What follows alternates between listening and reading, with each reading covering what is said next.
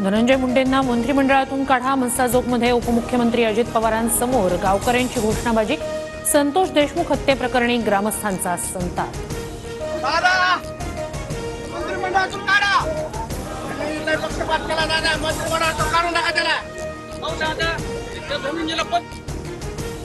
उपमुख्यमंत्री अजित पवारांकडून संतोष देशमुखांच्या कुटुंबियांचं सांत्वन. शब्द देतो, सूत्रधार कुणीही असो आरोपींना सोडणार नाही. अजितदादांची देशमुख कुटुंबियांना ग्वाही.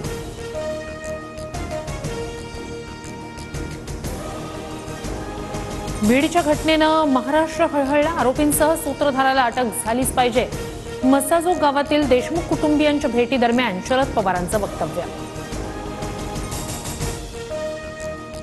बीडच्या मस्साजोगमध्ये संतोष देशमुखांच्या कुटुंबियांशी शरद पवारांची चर्चा. संतोष देशमुखांच्या मुलीचा शैक्षणिक खर्च शरद पवार उचलणार.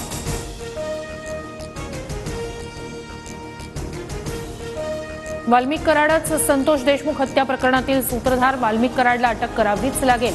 संदीप क्षीरसागर यांचा थेट आरोप.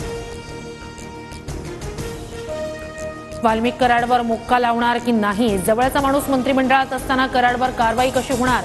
जितेंद्र आव्हाडांचा मंत्री धनंजय मुंडेंवर निशाणा. संतोष देशमुखांच्या हत्येला 13 दिवस उलटूनही आरोपीला अटक नाही. हत्येमागील मुख्य सूत्रधाराला तात्काळ अटक करा. देशमुखांबद्दल बोलताना खासदार बजरंग सोनवणे भाऊक. राहुल गांधी सोमवारी परभणी दौऱ्यावर बीडलाही जाण्याची शक्यता. सोमनाथ सूर्यवंशी यांच्या कुटुंबियांची भेट घेणार. सोमनाथ यांचा न्यायालयीन कोठडीत झाला होता मृत्यू.